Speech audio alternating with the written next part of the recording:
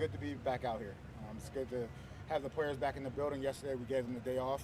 I know a lot of questions today will be about, Judon and things like that, but just so you guys know, my philosophy and our philosophy is to keep as much internal as possible. Had a great meeting with Judon, and we're all moving forward. I remember as a player, it's always a difficult time, right? It's always a difficult time when you go through contract negotiations and things like that. And in saying that, for the rest of the team, like we're pushing forward. Fully expect Matthew to be out here today and participate in practice. But we're looking forward to getting better out here today. And honestly, we're a week away from playing football. I'm kind of excited to watch the Hall of Fame game tonight. So the guys are ready to come out here and compete. Jerod, how do you look back on what happened out here on Monday with Matthew? I'll tell you this, it's, first time head coach and first time in pads, I always remember what happened that day. And saying that, look, we had a conversation, I have a great relationship with Matthew, I have a great relationship with the players. But we're moving forward and we're trying to work out. I know you can't get into specifics, but how would you characterize that conversation with Matthew? It was good. It was healthy. And I always encourage those guys to come in and speak with me or speak with Elliott. And that's what it is. And those things should happen inside of those walls. It also must feel good to be able to get some kind of closure with Devon. Oh, absolutely. Look, I mean, that was a long process, but I'm glad we got that deal finished. And once again, it goes to the point of, we want to sign players that we know that still have good ball. How much did Monday help you being an ex-player and having gone through situations where contracts and negotiations? Yeah, it's helped a lot. And in saying that, I will say each situation is unique to itself. And so we can sit here and say, you should do this or do that. They're all different situations. But like I said earlier, I feel good about where we are right now. I feel good about the way the players are operating out here on the field. I feel good about the way that Elliott and his staff are going to, about this stuff, because obviously he's very heavily involved. So we're in a good place. Jerod, on Tuesday, Matthew wasn't here at practice following what happened Monday. There was a report also that he wasn't at the facility. Was that team-driven, and was he fined at all? Yeah, I'm not ready to talk about that right now.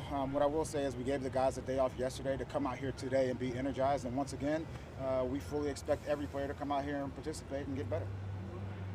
You keep things in-house. There was a report yesterday that there had been a contract offered, and his Twitter account, which he says he does or does not run, immediately disputed that and said, "You're trying to make me look bad again." Is that something that's been addressed? Because it seems like that keeps pushing things into the forefront again. For me and for Elliott as well, look, those are internal conversations. And, once again, we always think about these as long-term relationships. Whether we sign a player to an extension, whether we sign a player off the street, whether we release a player, these are long-term relationships. And that's something that I've always taken great pride in. All of those things aside, I mean, look, at some point in time you'll talk to Matthew.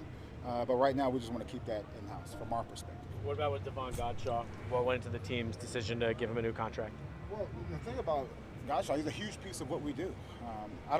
It's never at least for me, at least, it's never been just a clean process of, all right, you want a deal? Here's a deal. All right, we're done.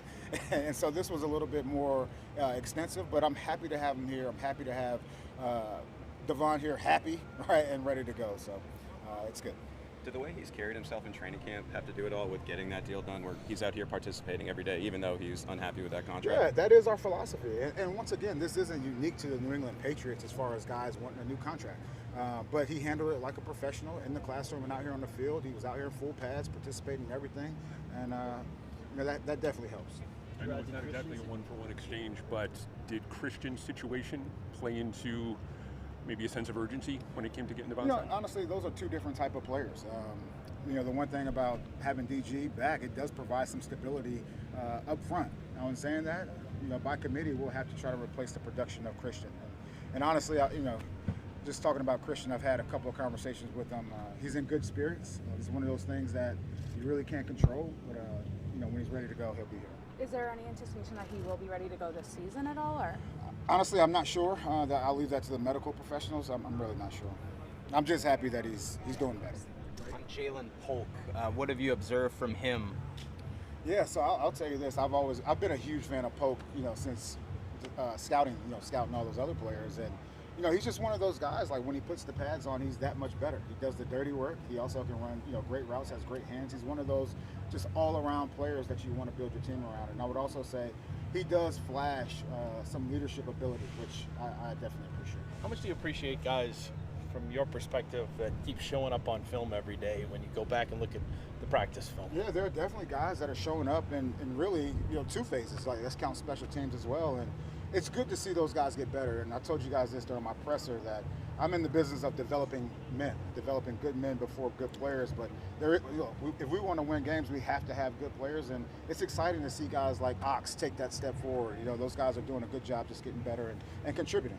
Jerod, you said earlier in camp about Drake, there'll be ups and downs, and it felt like the first 2 days of pads there were some, a little bit of a roller coaster. The question is, what did you learn about Drake, after those 2 practices? Let's rewind a little bit. I got this feeling when we met with Drake in Carolina, just his overall mental toughness and competitiveness, and he understands that it's not always going to be clean.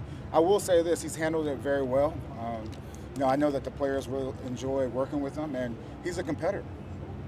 Coach, when it comes to captains, have you decided how you'll go about doing that, or just sort of the same way it's been done? I think it's always important to allow their peers to vote on captains. I don't want anything to do with it. I know him in my head, who I think the leaders of the team are. Hopefully that marries up with what the players say, but I think the peers should have the opportunity to vote on their captains. One thing I will say on that, I've never been a huge fan of having 10 captains or 8 captains or anything like that. I don't know what that number looks like, but it'll be up to the players. Jerod, just a more all-encompassing question. You're now starting your second week here of training camp. Do you feel like your team is where you want them to be right now? 100%. Look, and we have to realize, we have to get better each and every day. Even when we go through the regular season, where we are week 1 should not be where we are in week 8, and that's the approach that we're taking. Going back to Drake, you see us up here, or maybe you don't, but we're charting every pass, every completion, every incompletion. I mean, is it fair to say just that, he is battling through a little bit here, a couple days that maybe were tough for him? I would say all the rookies are battling through things. It's a different scheme. It's a different, state for, there's just so much change for these guys. But what you want to see as those guys, go through adversity, you want to see them handle it the right way. You don't want to see the explosions on the sideline. You don't want to see any of that. It's all about the next page and turning the page, and that's what happens. Sean, I just have a question. There's been a lot of talk, because maybe some of these struggles early on. What would be your message to people just about maybe those early struggles? Because he is a rookie. Yeah, look, people are going to have their opinions. I would say the opinions inside of the 4 walls matter most. And I would say the people inside the 4 walls know what they're talking about. And so you can take that for what it is. Look, we all support Drake. We all know what it's like to be a rookie in this league. Not you guys, obviously, but I do. Right? I know what it's like to be a rookie, and it's not all peaches and cream. You probably remember this. In San Francisco, my rookie year, I got benched on 3rd down. I only played early downs because I just wasn't ready. And that was like week 10, right? It was like week 10, week 11. But it was a wake-up call for me to get benched, and from there on, I was rookie of the year. Still got benched. So whatever we want to talk about with Drake, there will be ups and downs, and hopefully it ends on a up. Final question, guys. Did you ever consider giving Drake some reps with the top offensive grouping that Jacoby's been with, just to see what he can do with those guys? Like you guys said, it's the second week of training camp. We have a game here a week from now. He'll have an opportunity to go out there and participate with, if you want to call them the ones, but we mix and match. All right. Thanks, guys. I thought you guys were going to be harder than that, tougher. I was ready. Got my mind right. We can.